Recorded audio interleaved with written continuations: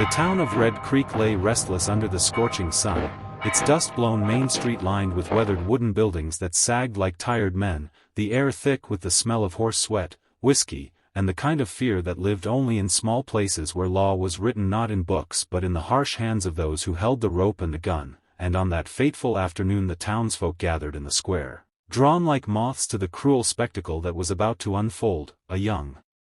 woman, broad in figure, heavy-bodied, with a plain face streaked by dust and tears, her dress torn and faded from too many years of wear, stood trembling atop the gallows scaffold, the coarse hemp noose dangling at her neck, her hands bound, her eyes wide with the desperation of one who knew her life was about to be snuffed out, not because she had done great wrong but because she had been easy to blame, accused of stealing bread and jerky from the mercantile when hunger gnawed at her belly, her size making her the butt of cruel jokes that had followed her since girlhood. And the sheriff, a tall, broad man with a gray mustache and eyes cold as flint, barked out the words that it was time to see justice done, though in truth his idea of justice was little more than pride and punishment, for the merchant had demanded an example be made, and the crowd, hungry for distraction from their own bitterness, had agreed. So here she stood, not a murderer nor a thief by trade but a girl poor and forgotten, about to die for the crime of being both hungry and friendless, and it might have ended then and there if not for the lonely cowboy who rode into town, his horse weary, his hat pulled low against the sun, dust clinging to his long coat, his eyes shadowed by years of solitude and silence, for he had wandered far across deserts and canyons, through towns that barely remembered his name, a man with no family left, no home waiting, only the ghosts of battles past and the trail under his boots. And when he saw the gallows, heard the jeers of the crowd, something inside him hardened, for though the West had taught him that mercy was weakness, his heart still carried the memory of hunger and injustice, and he could not abide the sight of a woman, any woman, dying for stealing food to live. With a sudden crack of his revolver fired into the air, the square went silent, all heads turning toward the rider who had dared interrupt, and his voice carried clear and commanding as he ordered them to cut her down, his hand steady on the gun, his stance daring any man to challenge. The sheriff's jaw clenched in fury, the townsfolk murmured, some in anger, some in fear, but none willing to step forward as the stranger's gaze swept them like a blade, and after a long, tense moment, one deputy, sweating under the weight of that silence, slashed the rope loose, the girl collapsing forward with a choking gasp, falling against the cowboy's arms as he stepped from his saddle to catch her, her weight heavy but her sobs heavier, the shame and relief mingling in her cries as the cowboy lifted her gently, whispering that she was safe now, though he knew safety was a word that the West rarely honored. The crowd erupted, some shouting that he was a fool, others spitting that justice had been stolen, the sheriff declaring that no drifter had the right to interfere in Red Creek's law, but the cowboy, calm as stone, swung the girl up onto his horse, mounted behind her, and without another word spurred the animal forward, pushing through the mob as curses and rocks followed them, his revolver still gleaming, ready to fire again if hands reached too close, and in moments they were past the edge of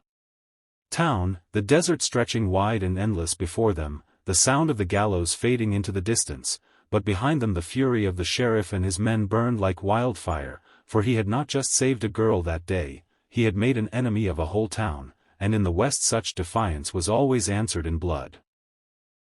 They rode hard until the sun dipped low, the girl clinging to him, her tears staining his coat, her words broken as she tried to thank him, to explain that she had only wanted bread for her empty stomach, that she had no kin, no one to defend her, and he listened in silence, his jaw set, for he understood better than she knew the cruel weight of loneliness, the way hunger and shame made a person invisible until it was too late. And as night fell, stars spreading across the sky like a quilt of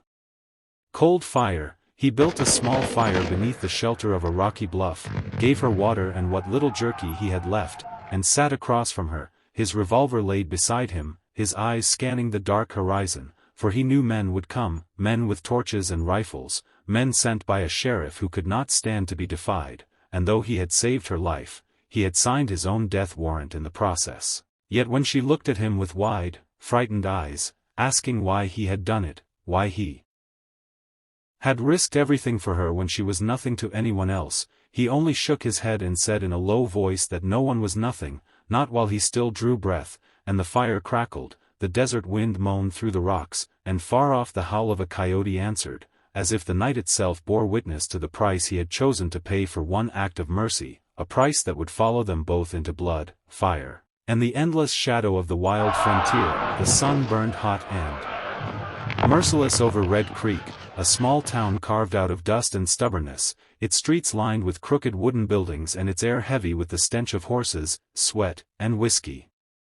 Folks had gathered in the square like crows around carrion, their eyes glinting with hunger for spectacle, for the West often starved men of kindness but always fed them cruelty in plenty. At the center of it all stood a gallows, hastily built yet sturdy enough to serve its grim purpose. Upon its scaffold trembled a young woman, broad and heavy in frame, her cheeks red from both tears and the harsh sun, her ragged calico dress clinging to her like a shroud. She had been accused of stealing bread and jerky from the mercantile, and though her crime was small, her punishment was to be great, for the sheriff and the merchant had agreed that the town needed an example. A fat girl, lonely and friendless, made for an easy scapegoat, and so the rope dangled at her throat while the crowd jeered and mocked, calling her greedy, calling her thief, when in truth all she had stolen was a chance to survive another day.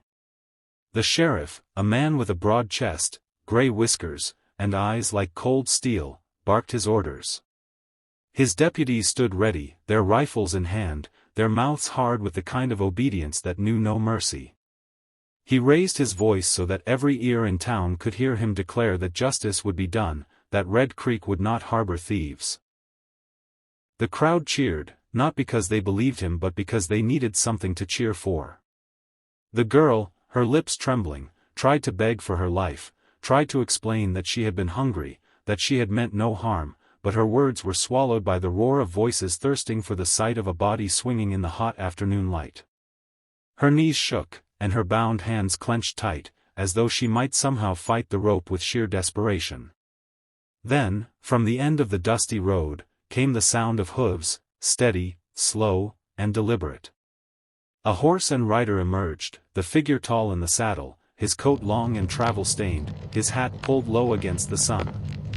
His face bore the marks of many years under the sky, hard lines of sorrow and silence, and his eyes, shadowed, unyielding, scanned the crowd with the weight of a man who had seen too much.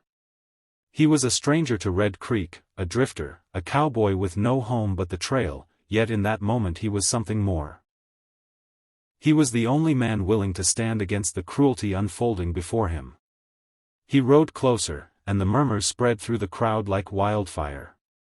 Some whispered his name, though most did not know it, for his life had been scattered across towns that barely remembered his passing. The sheriff shouted for the rider to leave, but the cowboy only drew his revolver and fired once into the sky. The shot cracked like thunder, silencing the mob, stilling even the horses. All eyes turned to him as smoke curled from the barrel. His voice, low but steady, carried over the square. "Cut her down," he commanded. No plea, no bargain, only a demand that echoed like judgment. For a heartbeat no one moved, the sheriff's face twisting in fury, the deputies shifting uneasily, the crowd frozen between fear and defiance. The cowboy's revolver never wavered, his gaze locked on the sheriff as though daring him to test his will. Finally, one deputy, sweat dripping down his brow, raised a knife and slashed the rope.